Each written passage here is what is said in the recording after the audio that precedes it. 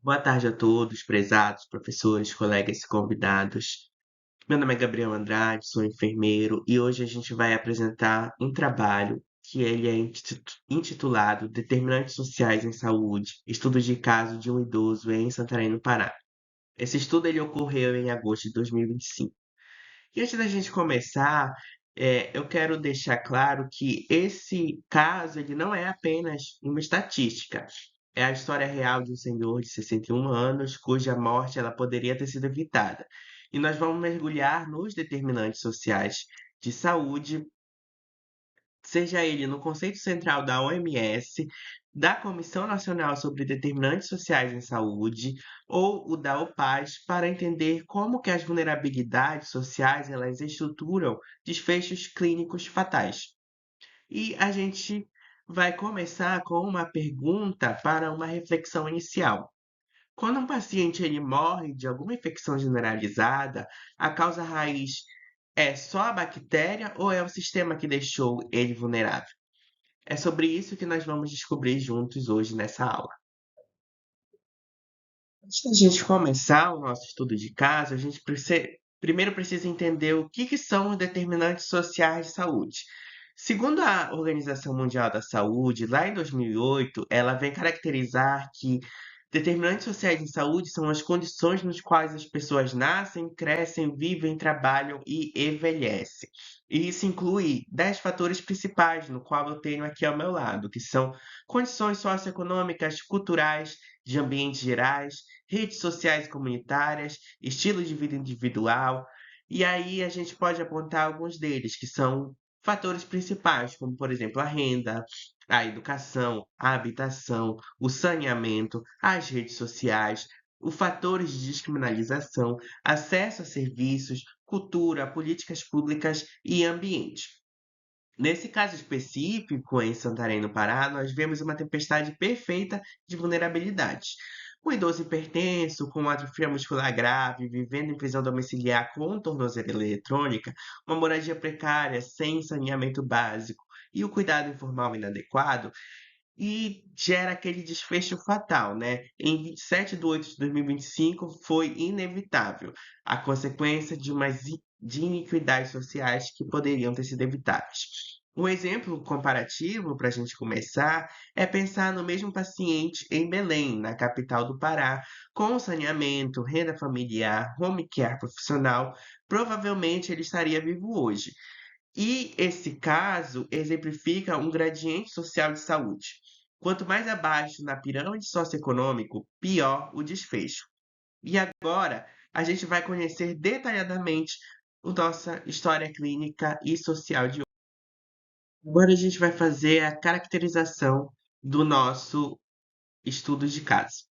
O nosso paciente ele é homem, 61 anos, diagnosticado com hipertensão arterial sistêmica há mais de 10 anos, atrofia muscular progressiva nos membros inferiores e em uma situação jurídica. Ele estava em prisão domiciliar, sendo monitorada por uma tornozeleira eletrônica, um fator que ele é crucial, que restringe a mobilidade e o acesso aos serviços. As condições habitacionais era uma casa de alvenaria, mas não tinha rede de esgoto, uma água que não era tratada, não havia coleta de lixo regular, havia uma ventilação precária e uma superlotação familiar, devido à cuidadora que não tinha um vínculo familiar e também não tinha um vínculo empregatício formal. Ela não tinha tratamento em cuidados de enfermagem ou em primeiros socorros. A evolução clínica se dá através de uma queda progressiva do estado geral, episódios de infecção respiratória, desnutrição proteica e calórica e uma imobilidade total, pelo menos nos últimos 15 dias. O óbito se deu a dia 27 de 8 de 2025 por questões cardiorrespiratórias. Aqui eu venho deixar um contexto epidemiológico. Santarém, Pará tem um IDH médio de 0,27, mas as desigualdades são extremas, principalmente no interior. 42% das casas não têm saneamento, segundo o IBGE de 2022, e esse caso ele reflete 18 milhões de idosos vulneráveis na região. E aí eu quero deixar como que são as raízes estruturais que criam esse cenário que a gente vê nessa questão desse idoso.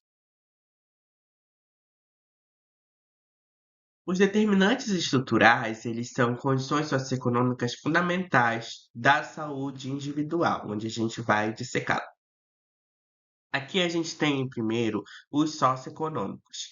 Esse idoso ele tinha uma renda exclusiva do benefício de prestação continuada, que lá em 2025 girava em torno de 1.412 por mês, que a gente podia observar que era insuficiente para uma região cara como Santarém, onde a cesta básica ela gira em torno de R$ 780, sem poupanças, benefícios extras ou outro tipo de renda familiar. A gente tinha uma habitação e um saneamento onde não tinha rede coletora de esgoto. E aí a gente traz os dados novamente do IBGE, que mostra que 75% dos habitantes de Santarém não possuem acesso à rede de esgoto, além de uma água provavelmente de um açude contaminado pelos agrotóxicos, já que Santarém é uma região só de cultura, e o lixo acumulado ainda atrai vetores. A gente também tinha dentro desse caso um isolamento social, aonde a gente encontrava uma família fragmentada, sem visitas regulares, os vizinhos afastados pelo estigma da tornozeleira. E um estigma judiciário, onde a tornozeleira visível causava uma exclusão comunitária total, equivalente ao leproso moderno. E para a gente comparar, no Brasil, idosos em primeiro quantitativo de renda têm 3,2 vezes mais chances de morte precoce, segundo a PAI em 2018.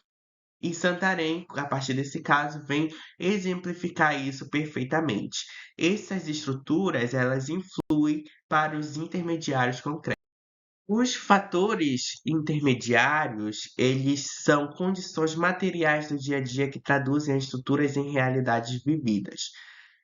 A gente começa pela habitação insalubre, que, por exemplo, a umidade mais a poeira pode causar infecções respiratórias crônicas, a água contaminada pode causar diarreias recorrentes e o lixo acumulado pode causar leptospirose.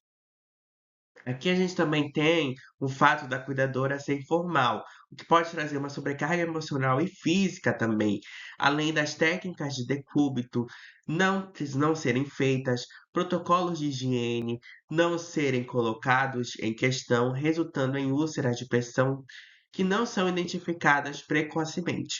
E aqui também a gente tem uma mobilidade zero, prisão domiciliar, mais atrofia, causa uma sarcopenia acelerada, incontinência urinária e uma dependência total.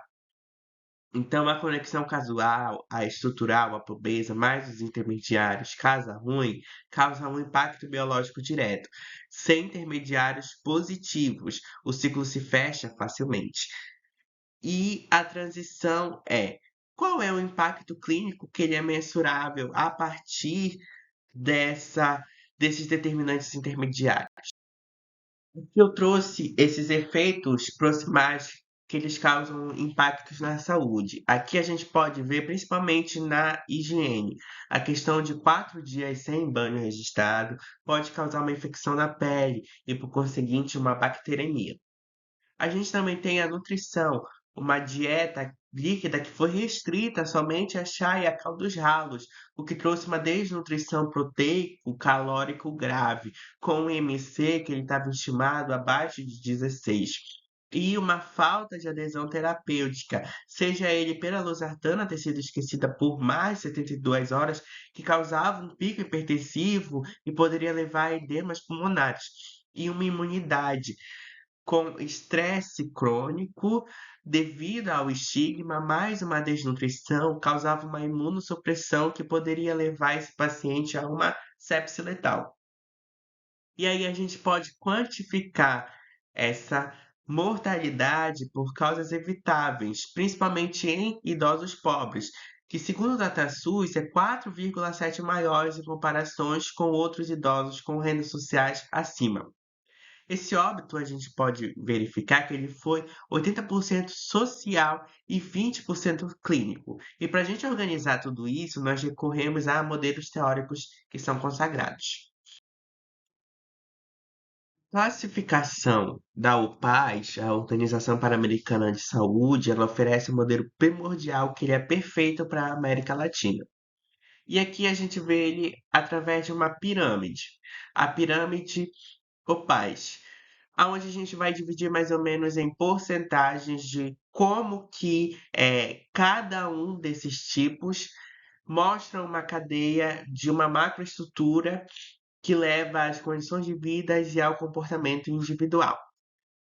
A gente começa com as gestais, o macro, que ali fica em 10%, que são políticas econômicas, distribuição de renda e de poder. E aí, dentro desse meio, entre as digitais e as intermediárias, a gente pode colocar a prisão domiciliar.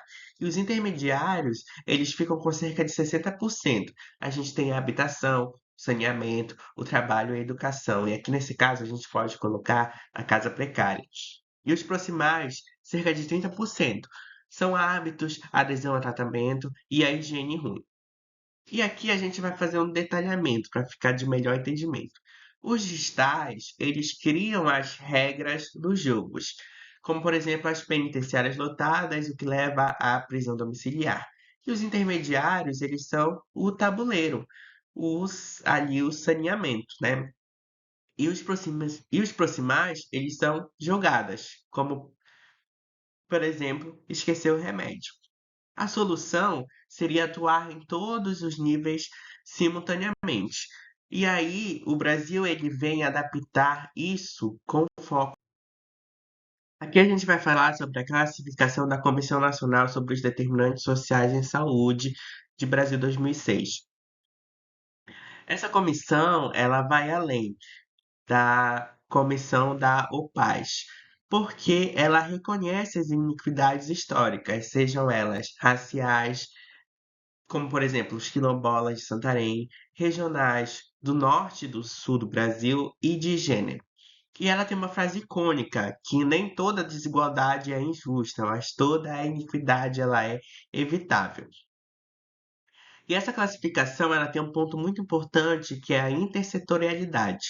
O SUS, mais a assistência social, mais a habitação, mais a educação, mais a segurança alimentar, ela pode trazer um desfecho favorável para esse caso, por exemplo. E ele tem como base a equidade do SUS, que ele é um princípio constitucional, tratar desigualmente os desiguais. E nesse caso prático, esse óbito ele exigia o CRAS, a UBS, a Secretaria de Habitação, não só o médico. E agora a gente vai ver a UPAS aplicada rigorosamente ao caso. Aqui a gente vai fazer um mapeamento exato, onde a gente vai começar dos distais. A polícia criminal, que leva à tornozeleira eletrônica, que leva ao estigma social, que leva a uma dependência financeira absoluta desse idoso. E aí os intermediários são sem esgoto, com coliformes fecais na água, por exemplo, cuidadora sem curso técnico, curativos inadequados. E os proximais são os 4 dias sem banhos, escaras infectadas, só a questão do líquido, uma losartana faltosa e uma hipertensão arterial descontrolada, que leva a uma cadeia de casualidade documentada. Macroestrutura, condições materiais, comportamentos, vai levar a uma morte evitável em 92% dos casos similares. E aí a gente tem uma desigualdade factual versus uma iniquidade ética. Agora a gente vai falar sobre a aplicação da classificação nesse caso de idoso, onde a gente tem, por exemplo, as desigualdades, como o isolamento familiar inevitável, a renda que, eh, apesar de ser de uma forma legal, não era suficiente para esse caso. E aqui a gente tem também as inigualdades, que são saneamento ausente, que é um direito constitucional, e a falta de serviço de convivência, o fortalecimento de vínculos e uma UBS sem uma visita familiar adequada, sem uma visita domiciliar adequada. E aqui a gente pode verificar que existe uma questão de intersetorialidade urgente. A saúde, ela notifica a habitação, que aciona o Minha Casa Minha Vida, que por consequente aciona a assistência social ativa com o BPC, e aí ele consegue trazer benefícios extras. Mas o que que foi realmente feito? As ações, elas foram executadas, mas elas foram limitadas pelo óbito. Aconteceu a visita multiprofissional com o enfermeiro mais o agente comunitário. Estava sendo feita a notificação para o CRAS, o encaminhamento psicológico para a família, mas houve falhas sistêmicas que não que trouxeram as intervenções, como por exemplo a habitacional ou uma judicial em alternativa. E dentro do que poderia ser feito, ocorreu as orientações de enfermagem, a solicitação de exames e o encaminhamento hospitalar após o acionamento do ACS e do enfermeiro e a comunicação desse caso para a gestão da unidade. Dentre todos as ações executadas que foram limitadas pelo óbitos, a gente tem algumas recomendações que vão além, caso esse desfecho ele tivesse sido favorável.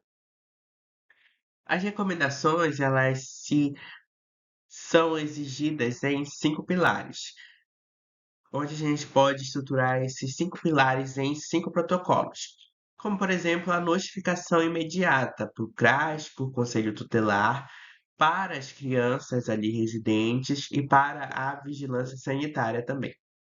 O acompanhamento familiar, psicossocial para a cuidadora e multiprofissional para a casadora, além de um suporte comunitário, como levar ele a grupo de idosos ou a própria igreja local, ou fornecer um serviço de convivência e fortalecimento de vínculo.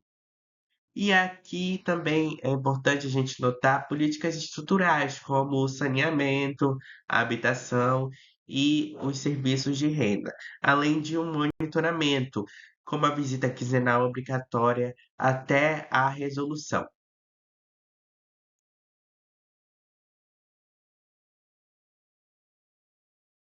Aqui a gente pode ver, chegando na conclusão, que esse caso em Santarém, ele não é uma exceção, ele é regra para mais ou menos 25% dos idosos no norte. A UPAS, ela mapeia a cadeia casual e a Comissão Nacional sobre Determinantes Sociais, ela clama por equidade intersetorial. E aqui eu quero deixar um lembrete final de que a inequidade, ela mata mais do que bactérias. Gratidão especial à minha orientadora e a meus colegas, e tenham todos uma excelente tarde.